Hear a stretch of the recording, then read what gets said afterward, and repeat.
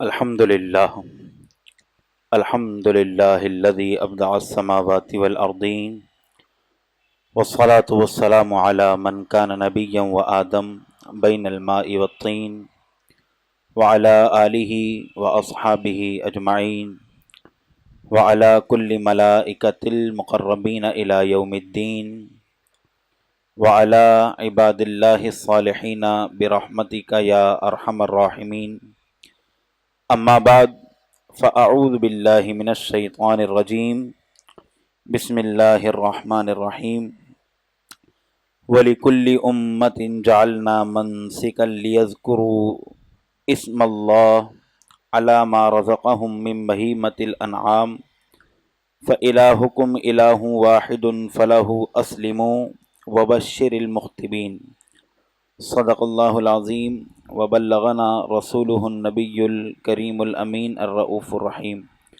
قال اللہ تبارک وتعالی فی شان حبیبہ الکریم ان اللہ وملائکتہ یصلون علی النبی یا ایہا الذین آمنوا صلوا علیہ وسلموا تسلیما اللہم صل علی سیدنا ومولانا محمد معدن الجود والکرم منبع العلم والحکم وعلى آلہ وصحبہ وبارک وسلم مولایا صلی وسلم دائما ابدا علی حبیبک خیر الخلق کلہم هو الحبیب الذی ترجى شفاعته لكل ہول من الاحوال مقتحم یا ربی بالمصطفى بلغ مقاصدنا واغفر لنا ما مضى یا واسع الکرم۔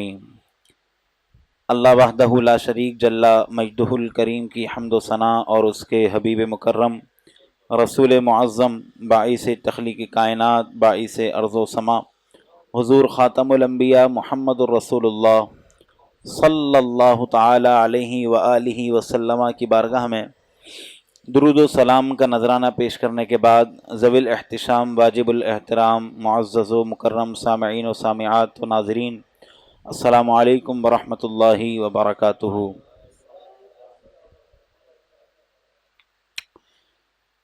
آج کے ہمارے درس کا موضوع ہے قربانی کی حکمتیں اور قربانی پر ہونے والے معترضین کے سوالات اور ان کے اعتراضات کے مختصر جوابات پیش کرنا۔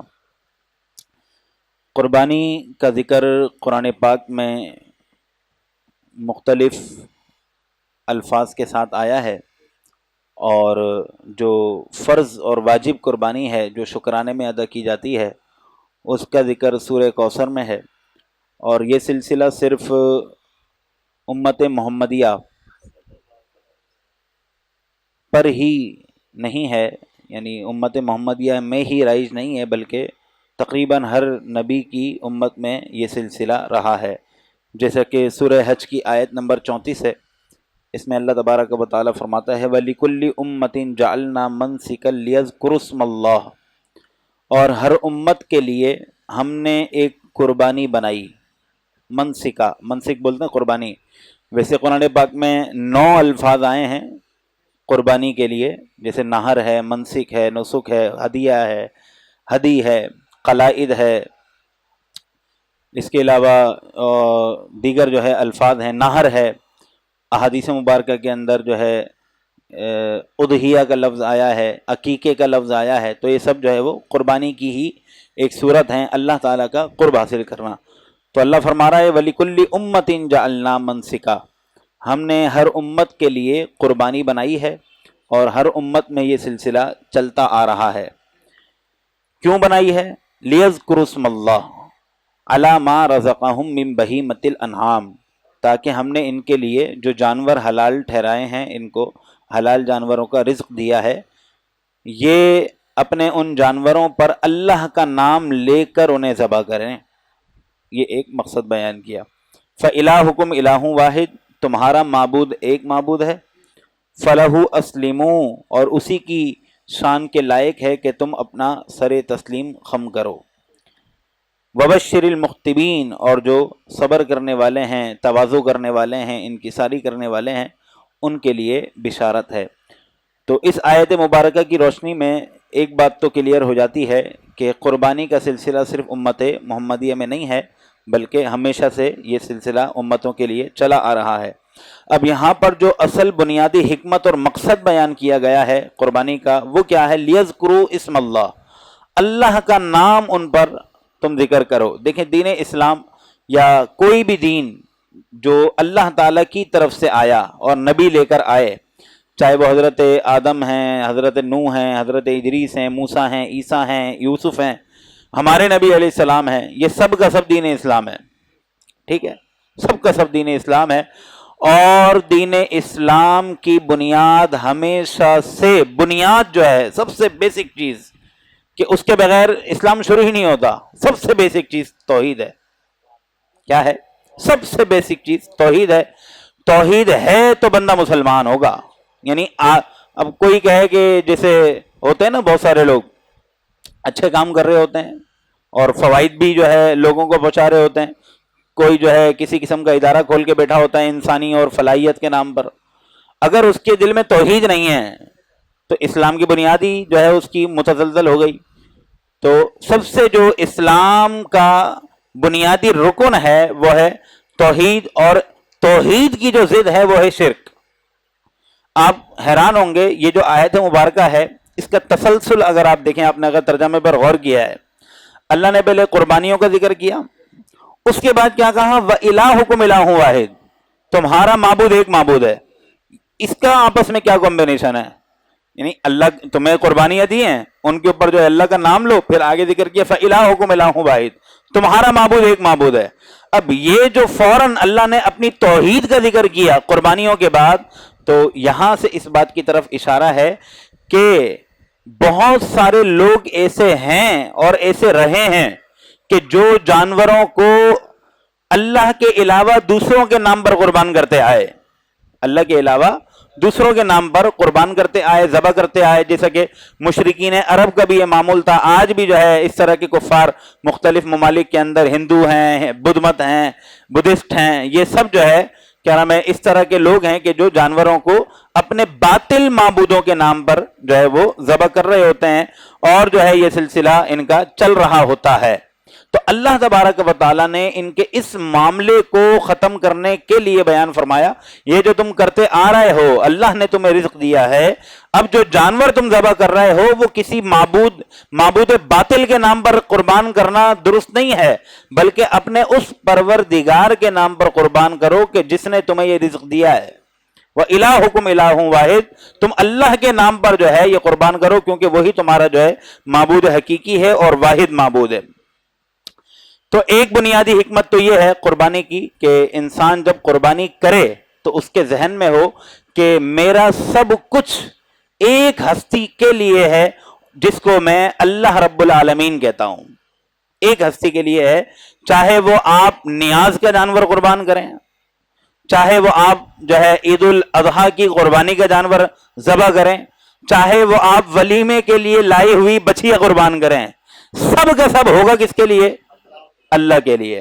آپ نے ذبح کرتے وقت اللہ کا نام لینا ہے، بسم اللہ اللہ اکبر، جانور اللہ کے نام پہ قربان ہوگا۔ اگر ذبح کے وقت کسی اور کا نام لیا تو وہ جانور حرام ہو جائے گا، حتیٰ کہ آپ نے کہا کہ بسم اللہ محمد یا باسم محمد، جانور قربان حرام ہو جائے گا، یعنی اس کو کھانا ہی حلال نہیں ہوگا، چاہے جائے کہ کسی اور کے نام پہ جو ہے وہ قربان کیا جائے۔ حضور اللہ کے بعد سب سے بلند مرتبہ کس کا ہے دنیا میں؟ نبی علیہ الصلوۃ والسلام کا۔ تو ذبح کے وقت آپ جو ہے جانور پر صرف اللہ تعالیٰ کا نام لیں گے، اور یہ اپنے دل کے اندر توحید کو مضبوط کرنا ہوگا، توحید کو مضبوط کرنا ہوگا کہ میرا معبود ایک ہی ہے، میں جس کو پوچھتا ہوں یا میرے لیے جو لائق عبادت ہے، بلکہ سب کے لیے لائق عبادت ہے، وہ اللہ تبارک و تعالیٰ ہے، میں اس کے لیے ایک جان قربان کر رہا ہوں، یہ نیت ہونی چاہیے۔ تو توحید سب سے بنیادی حکمت قربانی کی وہ ہے توحید، اللہ تعالیٰ کو معبود حقیقی سمجھنا، وحدہ لا شریک سمجھنا، اور شرک کی جو ہے یہاں پر کاٹ کرنا، یہ ایک بنیادی مقصد ہوتا ہے قربانی کا۔ اور جو ایک دوسری حکمت بیان کی گئی وہ ہے تقوی حاصل کرنا، ایک تو شرک سے بچنا اور دوسرا ہے تقوی حاصل کرنا کہ اپنی جان کو، اپنے نفس کو اور اپنی ناجائز خواہشات کو اللہ تعالیٰ کے لیے قربان کر دیا جائے، اور جو چیز سب سے زیادہ پسند ہے وہ جو ہے اللہ تبارک و تعالیٰ کے لیے پیش کی جائے، جیسا کہ سورہ حج ہی کی آیت نمبر 37 ہے۔ اللہ فرماتا ہے لن ینال اللہ لحومها ولا دماؤها ولکن ینالہ التقوی منکم، اللہ تعالیٰ کو نہ گوشت پہنچتا ہے نہ خون، اللہ کو نہ گوشت پہنچتا ہے نہ خون، البتہ اللہ کو تمہارا تقوی پہنچتا ہے، اللہ کو تمہارا تقوی پہنچتا ہے۔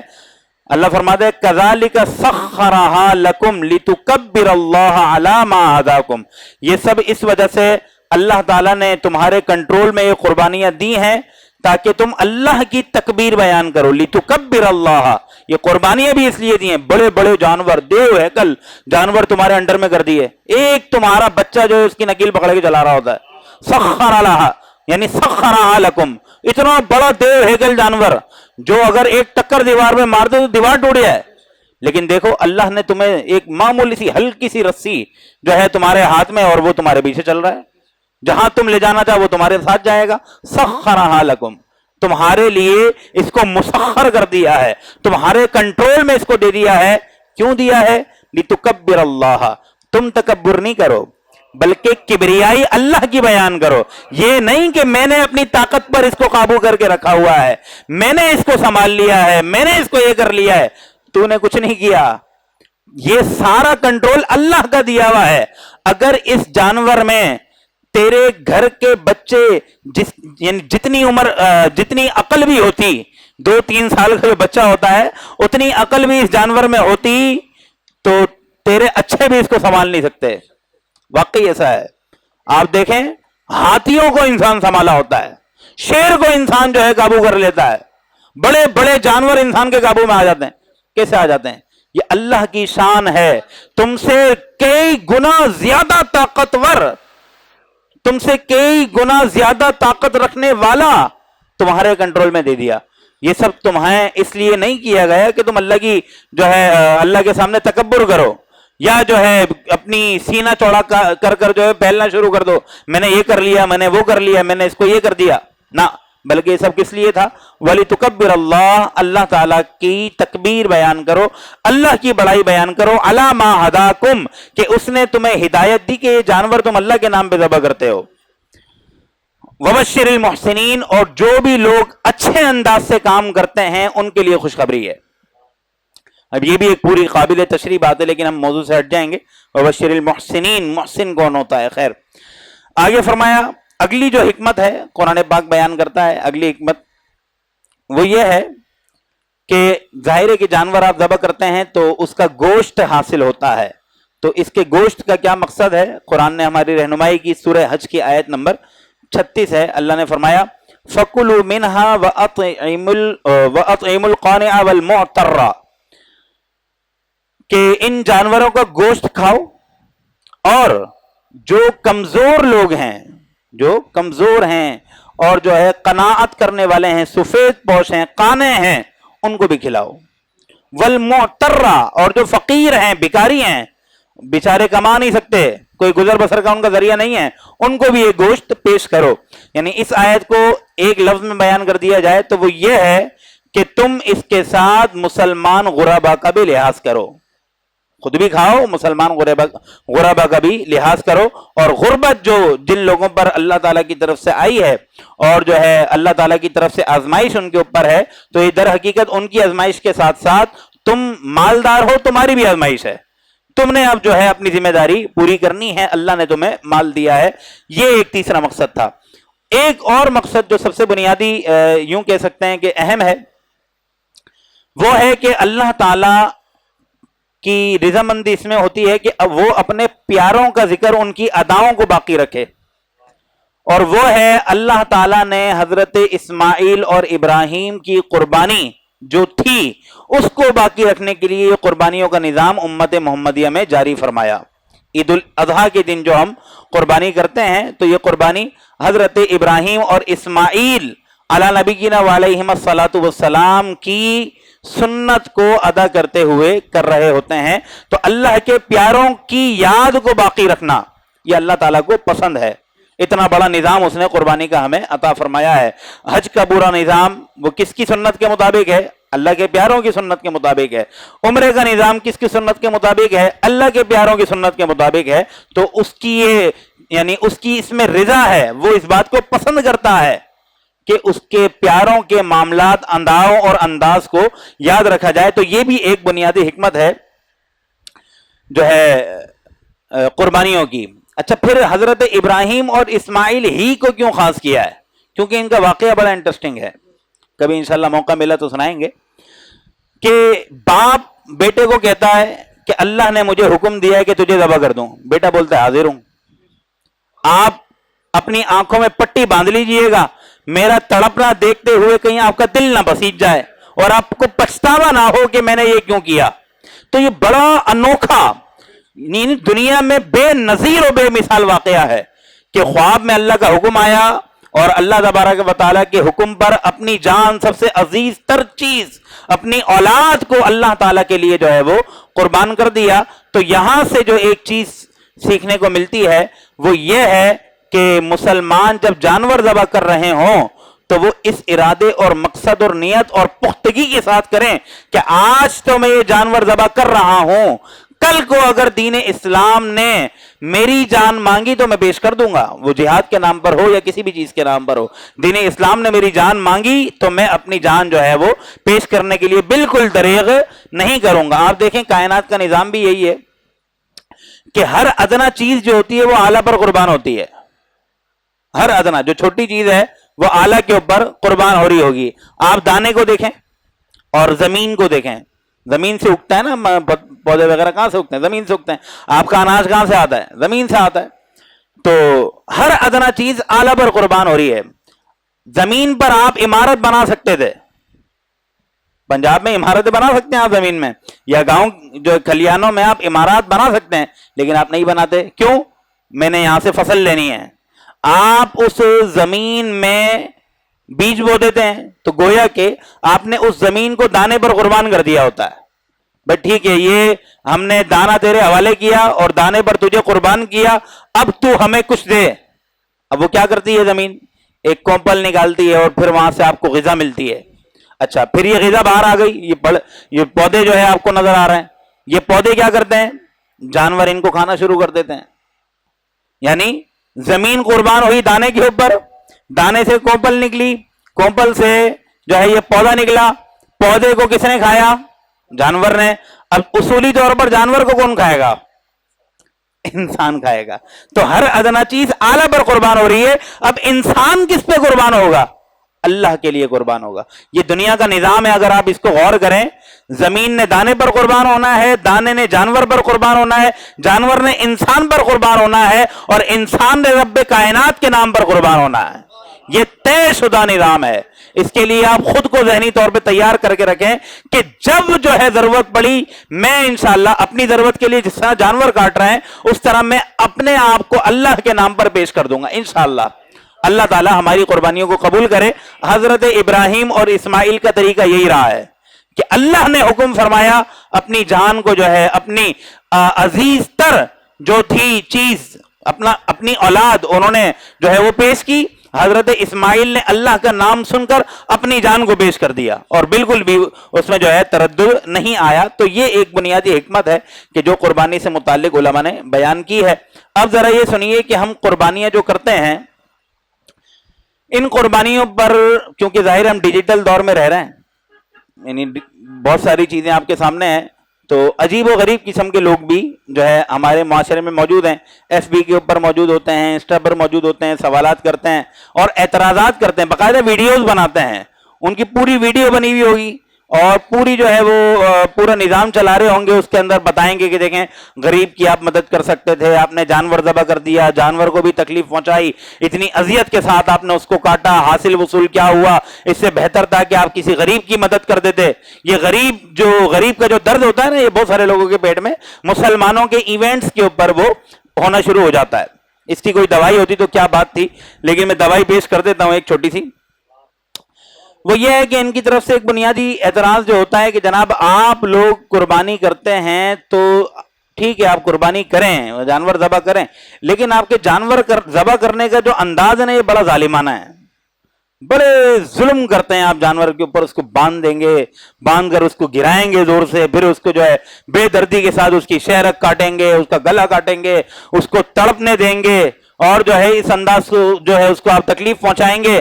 یہ بڑا ظالمانہ انداز ہے، اس طرح آپ جو ہے جانور ذبح نہ کریں. تو میں نے کہا کہ بھائی دیکھیں اگر یہ اعتراض آپ کے دماغ کے اندر کسی ہمدردی کے تحت آ رہا ہے تو میں یہ سمجھتا ہوں کہ آپ جاہل آدمی ہیں، کیونکہ اعتراض جو ذہن کے اندر آتا ہے نا وہ کسی بھی شے کی کما حق ہو مکمل معلومات نہ ہونے کی وجہ سے آتا ہے. سمجھ رہے ہیں؟ کسی چیز کی مکمل معلومات نہیں ہوتی جب اعتراض ذہن میں آتا ہے. اگر مکمل معلومات ہو تو اعتراض ذہن میں نہیں آئے گا، بالکل کلیئر رہے گی بات. اب اس کو سمجھیے گا، اگر تو آپ ہمدردی کی وجہ سے کر رہے ہیں اعتراض تو ٹھیک ہے آپ بے وقوف ہیں، اور اگر آپ جو ہے کیا نام ہے ڈیڑھ ہوشیار بننے کی کوشش کر رہے ہیں اور اسلام کے فریضے پہ اعتراض کر رہے ہیں تو ٹھیک ہے ہم آپ کو جواب دینے کے پابند نہیں ہیں، آپ جو کرتے ہیں وہ کریں. البتہ ہم اپنی قوم کو سمجھائیں گے کہ دین اسلام کے نے جو ذبح کا طریقہ دیا ہے اس کے علاوہ کوئی اور طریقہ آپ کہیں سے لے کے آ جائیں اگر ہے اس سے اچھا طریقہ. سنیے دین اسلام کیا کہتا ہے ذبح کے طریقے کے بارے میں. دین اسلام میں کوئی بھی جانور ذبح کرنا ہے تو اس کا طریقہ یہ ہے کہ جو آپ قربانی کے لیے جانور لائے ہیں اس پر آپ سواری نہیں کریں گے. کیسے ناز ہے جانور کے، اللہ کے نام پہ قربان، اس پر آپ قربانی نہیں کریں گے. جانور کو ذبح کرنے سے پہلے آپ اس کو دانا پانی جو بھی آپ نے کھلانا ہے اس کو آپ کھلائیں گے، بھوکا پیاسا ذبح نہیں کریں گے. جانور کو لٹانے سے پہلے چھری تیز کریں گے، ہلکی چھری سے ذبح کرنے کی اجازت نہیں ہے، مکروہ ہے. اس چیز کو علماء نے اور اسلام نے پسند نہیں کیا کہ ہلکی چھری سے جس کی دھار تیز نہ ہو، چھری ایسی ہو گلے پہ رکھی اور گیا، جانور کو بھی محسوس نہ ہو، ایسی تیز چھری ہو. جانور کے سامنے چھری تیز نہ کی جائے، اس کو تکلیف ہوگی، وہ ڈرے گا یہ کیا ہو رہا ہے. ہر اس طریقے سے بچا جائے جس سے جانور کو تکلیف ہوتی ہے. یہ اسلام کا جانور ذبح کرنے کا طریقہ ہے. جانور کو قربان گاہ کی طرف لے کر جائیں تو بڑے پیار سے لے کر جائیں، گھسیٹے نہیں، اس کو بڑے پیار سے لے کے جائیں. وہ آپ کے بیٹے کی جگہ پہ قربان ہو رہا ہے، یاد رکھیے گا.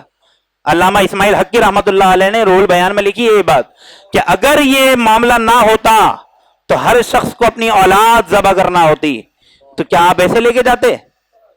تو اسلام کیا کہتا ہے کہ جانور کو گھسیٹ کے نہیں لے کے جانا، بڑے پیار سے اس کو جو ہے گھاس دکھا کر، جیسے بھی جانوروں کی نفسیات ہوتی ہے اس کے مطابق جو ہے آپ اس کو جانور کو قربان گاہ کی طرف لے کر جائیں. ہاں کہ مت اس کو ایک جانور کے سامنے دوسرا ذبح نہیں کریں.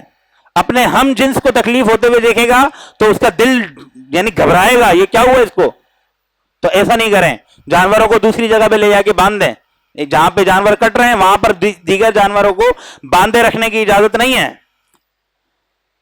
جانور کے جب آپ ذبح کریں اس کو تو 4 رگوں سے زیادہ نہ کاٹیں، پوری گردن الگ کرنے کی اجازت نہیں ہے، تکلیف ہوگی اس کو. ذبح کے بعد جانور کا خون بہنے دیں جب تک وہ مکمل ٹھنڈا نہ ہو جائے، اس کی روح نکل نہ جائے، تب تک آپ اس کی کھال پر چھری یا تکلیف دینے والی چیز ٹچ بھی نہ کریں، نہ اس کے پر وزن دے کر بیٹھیں، اس چیز کی بھی اجازت نہیں ہے. تو یہ جو ہے دین اسلام احکامات بیان کرتا ہے، اور ساتھ میں کیا حکم ہے جب آپ نے ذبح کر دیا تو اس کی 4 رگیں کاٹ دی جائیں. یہ ہے دین اسلام میں ذبح کرنے کا طریقہ. اب ہم پوچھتے ہیں وہ لوگ کہ جو یہ کہہ رہے ہیں، باقاعدہ اس سال کی ویڈیوز چل رہی ہیں ایسی کہ مسلمانوں نے جانوروں کو ذبح کرنے کا بڑا ظالمانہ طریقہ رائج کیا ہوا ہے. مجھے بتائیں کہ یہ جو میں نے ابھی چیزیں بیان کی ہیں کیا ایسا کہیں اور ہوتا ہے؟ میں آپ کو بتاتا ہوں کہیں اور کیا ہوتا ہے. دنیا کے اندر جانوروں کو ذبح تو خیر وہ کرتے ہی نہیں ہے، جانوروں کو ہلاک کرنے کا طریقہ کیا ہے دیگر ممالک میں. سنیے، اس کے اندر آپ کو امریکن ممالک بھی ملیں گے، یورپین ممالک بھی ملیں گے، اور جو ہے کئی کیا نام ہے اس طرح کے کھلے ذہن کے جو اپنے آپ کو کہہ رہے ہوتے ہیں کہ ہم براؤڈ مائنڈڈ ہیں، ان لوگوں کے تقریباً سارے ممالک کا میں نے جائزہ لیا تھا کہ ان کے یہاں پر جانور ذبح کیسے ہوتے ہیں، اس طرح کیسے ذبح ہوتے ہیں. کئی ممالک میں طریقہ یہ ہے کہ تلوار کے ذریعے پوری گردن ون شاٹ اتار دی جاتی ہے، ایک ساتھ پوری گردن جو ہے وہ تلوار سے الگ کر دیتے ہیں، اس سے جانور کو زائد تکلیف ہوتی ہے۔ اور بعض ممالک میں ایسا ہوتا ہے کہ پورا زندہ جانور مشین میں ڈال دیا جاتا ہے، پورا زندہ جانور مشین میں ڈال دیا جائے گا، وہیں پر ہی وہ کٹے گا، پھٹے گا، اس کا گوشت بنے گا، دیگر جو بھی ہے معاملہ وہیں پر ہی ہوں گے۔ اب نہ اس بیچارے کو تڑپنے کا موقع دیتے ہیں، کتنی تکلیف ہوگی اس کو، پورا زندہ جانور جو ہے مشین میں ڈال دیا جاتا ہے بغیر ذبح کیے۔ ایک ملک ایسا ہے، بڑی تکلیف ہوئی پڑھ کر، جانور کے سر پر اتنی دیر تک ہتھوڑے مارے جاتے ہیں کہ وہ مر جائے، یہ طریقہ ہے ان کا۔ ایک ملک کا نظام یہ ہے کہ سر میں جانور کی گولی مار دی جاتی ہے، ایک یہ طریقہ، یہ بھی اذیت والا طریقہ ہے۔ ایک طریقہ تو اس سے بھی زیادہ خطرناک ہے کہ گرم گرم سلائیاں جانور کی گردن میں گھونپی جاتی ہیں، گرم سلائیاں، اس سے جانور جو ہے وہ تڑپ تڑپ کر مر جاتا ہے۔ یہ سب سے سنگین طریقے ہیں، اس سے بھی زیادہ جو ہے معاملات دیگر ممالک میں ہوتے ہیں۔ اب مجھے بتائیں کہ یہ طریقے مشکل ہیں، یعنی ظالمانہ ہیں، یا دین اسلام نے جو طریقہ دیا ہے وہ جو ہے کیا نام ہے حکمت بھرا ہے اور مناسب ہے؟ تو عقل انسان بغیر کسی مذہب کی جو ہے مقید ہوئے، اگرچہ ہم ایسا تسلیم نہیں کرتے، ہماری ذہن اسلام کے لیے قید ہے، ہماری عقل اسلام کے لیے قید ہے، ہم تمہیں جو ہے مخاطب کر کے کہتے ہیں محض انسانیت کے نام پر اگر آپ دیکھو تو اسلام سے اچھا طریقہ ہے ہی کوئی نہیں جانور کو ذبح کرنے کا۔ اگر ہے تو لا کر دکھاؤ، ان لوگوں کو بتاؤ کہ جو گرم گرم سے جو ہے سلائیاں جانور کی گلے کے اندر گھونپ دیتے ہیں، یار ان لوگوں کو بتاؤ جو پورا جانور مشینوں کے اندر ڈال دیتے ہیں، ان کو بتاؤ جو جانوروں کے دماغ میں گولیاں مار دیتے ہیں، ان کو بتاؤ جو ہتھوڑے جو ہے جانور کے سر میں مار کر اس کو قربان کیا کر رہے ہوتے ہیں، اس کو تکلیف دے کے موت کے گھاٹ جو ہے وہ اتار رہے ہوتے ہیں۔ تم اسلام کے اوپر اعتراض کرتے ہو، اور ایسے لوگ ہرگز نہ آپ کو کوئی آلٹرنیٹ طریقہ دیں گے کیونکہ ہے ہی کوئی نہیں، اور نہ جو ہے ان لوگوں کے بارے میں بولیں گے کہ جو اس طرح کی حرکتیں کر رہے ہیں، غلط طریقے سے جانوروں کو ہلاک کر رہے ہوتے ہیں۔ دیکھا جائے تو سائنس کی زبان ان لوگوں کو زیادہ سمجھ میں آتی ہے، تو سائنس کے اعتبار سے بھی اگر دیکھتے ہیں تو یہ طریقہ سب سے بہترین ہے جو دین اسلام نے دیا ہے۔ کیوں جی؟ کیونکہ جب آپ نے جانور کی 4 رگیں کاٹ دیں تو اس کا احساس ختم ہو گیا، وہ اپنے جسم سے لا تعلق ہو گیا، جانور جو ہے اپنے جسم سے لا تعلق ہو جاتا ہے، اور اب جانور کو 4 رگیں کٹنے کے بعد تکلیف محسوس نہیں ہوتی۔ جب ہی اسلام نے کہا ہے کہ بہت تیز چھری سے ذبح کیا جائے تاکہ فوراً اس کی 4 رگیں کٹ جائیں اور اس کے حرام مغز تک چھری نہ لے کے جائی جائے، کیوں؟ اس کو زائد تکلیف ہوگی، کیونکہ حرام مغز کا تعلق ہے، وہ جڑا رہے گا، اس کو وہ تکلیف محسوس نہیں ہوگی۔ لیکن 4 رگیں آپ نے کاٹ دی، جسم سے وہ لا تعلق ہو گیا، اب جب وہ جسم سے لا تعلق ہو گیا اب جانور تکلیف محسوس نہیں کر رہا، ایک بات۔ دوسری بات یہ ہے کہ جب یہ جملہ ان کو کہا جاتا ہے تو ان کا کہنا ہے کہ جناب پھر جانور تڑپتا کیوں ہے؟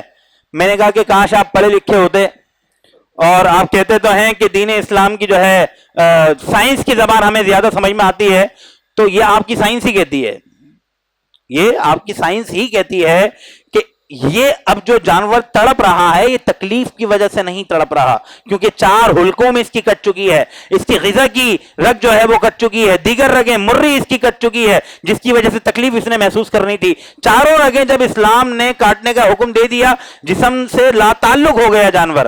ایک بات، اب اس کے تڑپنے کی وجہ کیا ہے؟ کیونکہ اب اس کے جو اعصاب ہیں، پٹھے ہیں، ان پٹھوں سے خون الگ ہو گیا ہے، اب وہ سکڑ رہے ہیں، کہیں پہ سکڑتے ہیں، کہیں وہ پھیل جاتے ہیں، کہیں سکڑتے، اس کی وجہ سے اس کا جو جانور کا جسم ہوتا ہے وہ حرکت کر رہا ہوتا ہے۔ یہ تکلیف کی وجہ سے حرکت نہیں ہوتی جو ہم دیکھتے ہیں، پھر روح نکل رہی ہوتی ہے تو پٹھے چونکہ پھیلنا شروع ہو جاتے ہیں، اور ان کے پھیلنے کی وجہ سے، خون کی کمی کی وجہ سے اور طاقت کی کمی کی وجہ سے، جان کے ختم ہونے کی وجہ سے ان پٹھوں کے اندر حرکت ہو رہی ہوتی ہے، جس کی وجہ سے یہ جانور جو ہے وہ تڑپ رہا ہوتا ہے۔ حصے درد اس کو محسوس نہیں ہو رہی ہوتی، حصے درد اس کی مرری کے اور حلقوم کے کٹنے کی وجہ سے ختم ہو چکی ہوتی ہے، ایک بات۔ اگلی بات یہ ہے کہ چلیں جناب آپ نے ذبح کا تو طریقہ بتا دیا، لیکن کیا ضرورت ہے کہ آپ جانور ہی کاٹیں، سبزیوں پہ گزارا کر لیں؟ سبزیاں کھائیں، جانور کاٹنے کی کیا ضرورت ہے آپ کو؟ تو ہم نے کہا بھائی جانور ہم اللہ کے حکم پہ کاٹتے ہیں، ایک بات۔ اور دوسری بات یہ کہ ہمارے رب نے ہمیں فرمایا ہے وَإِنَّ لَكُمْ فِي الْأَنْعَامِ لَعِبْرَةً، بے شک تمہارے لیے جانوروں میں بڑی جو ہے کیا نام ہے عبرت والی اور سبق حاصل کرنے والی چیزیں ہیں۔ کیوں جی؟ نُسْقِيكُم مِّمَّا فِي بُطُونِهَا، کیونکہ ہم جو